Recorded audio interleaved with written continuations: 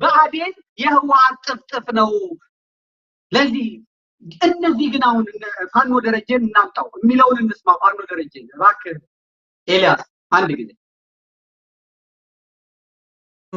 አመራሩ አበልጅ በመሆን በተለያየ ቅድም እንዲሁ በተለያየ ዝምድና በተለይ አመራሩ አበልጅ በመሆን በተለያየ ቅድም በነበረው የዝምድና ትስስር አሁን እየመራ የሚያገባው ከማይጸምሬ ጀምሮ እስከዚህ ድረስ እስካለንበት ድረስ ከክልላችን ድረስ የሚያስገባው የአማራ አመራር ነው እየሆነ ያገኘን ያለው የአማራ አመራር ነው የአማራ ህዝብ አይደለም ወጣቶች ተገደው የሚመሩም አሉ ሳይወዱ በግድ እነሱ ግን እንዲመሩ የሚያደርጋቸው የሚያስገድዳቸው የአማራ አመራር ነው በቃ ስለዚህ ከዚህ ቢቆጠብ መንግስትም ይሄን እርምጃ እንዲወስድ ለአማራ ህዝብ ማውም ያለ መልእክት እኒነን ሌቦች እኒን የጁንታ መሪዎች እንዲታገላቸውና ሊታገላቸው ይገባል እና ሄደው ያለው ሁኔታ አሁን እስካሁን ድረስ እዚህ ደብረታቦር ከተማ ላይ የምናየው ያገኘነው ያለ የአማራ አመራር ነው በየወረዳው በየዞኑ በየክልሉ ያለ አሁን ለትግሉ እንቅፋት የሆነብን መከላከያ ውስጥ አለ ልዩ ኃይል ውስጥም አለ በተለይ አመራር የቢሮ ኃላፊዎች በቃ ይሄ ቆጠብ መንግስት እርምጃ ሊወስድ ይችላል ወጣቱን እርምጃ ሊወስድልን ይችላል ስለዚህ ከአመራር ነው ችግሩ በሽታ ያለ ከአመራር ነው ይሄው ነው በቃ እኔ የሚያስጨውኝ ይሄ ነው የሚያስጨውኝ ነፃ ሜዳ ላይ እኩል ታገሉ ተብሎ ታኬታ ተሰጥቶ ቁምጣ ተሰጥቶ ማሊያ ተሰጥቶ ዳኛው አራጋቢው በስነ ስርዓት እየዳኘ ሁለት መቧቀስ እንፈልጋለን ያሉ ቦክሰኞች ሁለት መጋጠም እንፈልጋለን ያሉ ቡድኖች እንግዲህ ስራ ያወጣችሁ ተብሎ ከዳር ሆኖ ማየት ይቻላል ነገር ግን ለዚህኛው ቦክሰኛ የብረት ጓንት ሰጥቶ ለዛኛው ደግሞ ስፖንጅ ሰጥቶ ተጋጠማል ይሄ ፌር አይደለም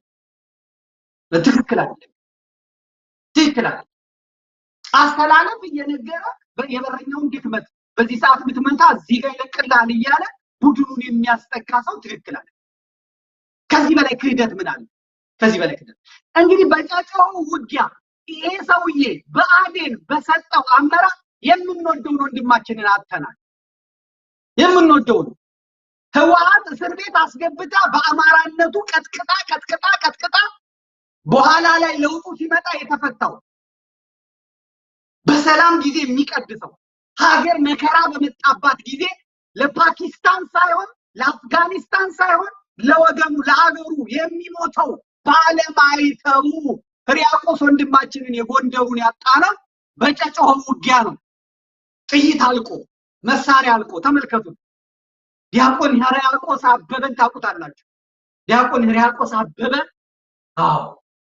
ሀገር ተወራ ሃይማኖት ምንድነው ቤተክርስቲያን እየተቃጠለ እናት አባት እየተደፈረ እየታረዱ የኔ መኖር ምንድነው ብሎ አስቀድመው በህወሓት ታሽቶ ባንዲራ ጎንደር ቤተክርስቲያን ሰቅላል ተብሎ ማዕከላዊ ተወስዶ የተለበለበ የተገረፈ የሀገሩን ሰንደቅ ዓላማ እንደወደደ እንዳፈቀረ አሁን ደግሞ የአማራ ክልል መንግስት ሚስትህን ቤተሰብህን እናቴን ጨርቅህን ማቅህን አትበል ያለፈ በደል ያለፈ ስቃይ እርሳ ተነስ ውጣ ሲባል ትቶ ሁሉ እልም ብሎ ወደ ሄደ በጨጨሆ ውጊያ ላይ ተመታ ቆሰለ ያው ሞተ በሰማዕትነት አልፏል ያስመቱት ግን ራሳቸው ብአዴኖች ናቸው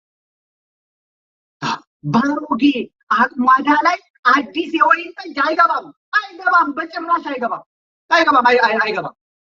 ፋኖ እስከዛሬ ያልተበገረው የፋኖ መሪዎች ያልተገኙት ውስጣቸው ብአዴን ስለሌለ ነው ብአዴን ስለማያቀርቡ ነው እነ ኮሎኔል ደመቀ ወልቃይትን ገትረው ያዙት እንትን ስለሌለ ነው ስለተደራጁ ነው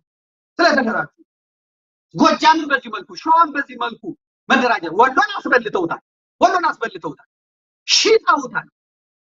ሽጣውታል ያው ደቡብ ጎንደር ነፃ አድርገናል ብለዋል ከዚህ የሚቀጥለው እንግዲህ ቀጣዩ ወደ ወሎ ሄደው ነፃ ማውጣት አለባቸው ይሄን ስራው ለአማራ ያገዘ ምናምን እና እየወረርክ ምን ልልፈልግ ተመልከቱ የሚወድመውን ተመልከቱ በአማራ ክልል በሌለ እንትን የሚወድመውን እስቲ ባካሳይ ኤልያስ እሱን አሳይተን ይቻላል ተመልከቱ የገበሬ ቤት እየተቃጠለ የምስኪን ገበሬዎች ወሎ ላይ እንግዲህ እግዚአብሔር ያሳያችሁ።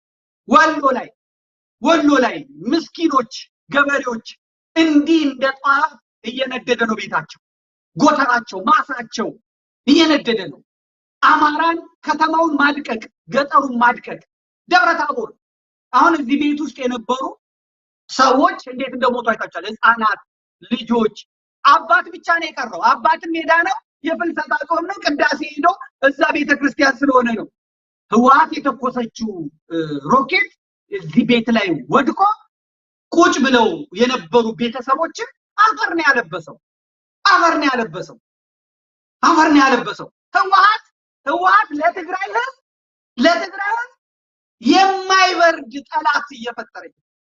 ይሄን ደግሞ እነ አብይ አህመድ ይፈልጉታል፣ እነ ኦሮሞማ ይፈልገዋል፣ ትግሬና አማራ። ይሄንን ግን በጣም እየሰራችለት ከብቶች እንዴት እንደሚሞቱ መግደል ያቃታቸውን፣ ይሄ መብላት ያቃታቸውን፣ መዝረፍ ያቃታቸውን እንዴት እንደሚገሉ ከብቶቹን ማየት ትችላላችሁ። ከብቶች የቤት እንስሳት በሬ፣ ላም፣ ጥጃ በጥይት ረፍርፈው ይሄዳል። ከየቤተ ክርስቲያኑ ከየቤተ እምነቱ ተግዞ የሚሄደው ከሆስፒታል ከትምህርት ቤት እየተዘረፈ የሚሄደው ቀላል ነገር።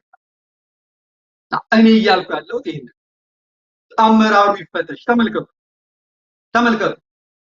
አመራሩ ይፈተሽ። አሁን የገበሬ ምን አደረገ? እንስሳቶች ምን አደረጉ? ግን እንኳን እንስሳ ሰው እየታረደ አይደለ ያማሩ።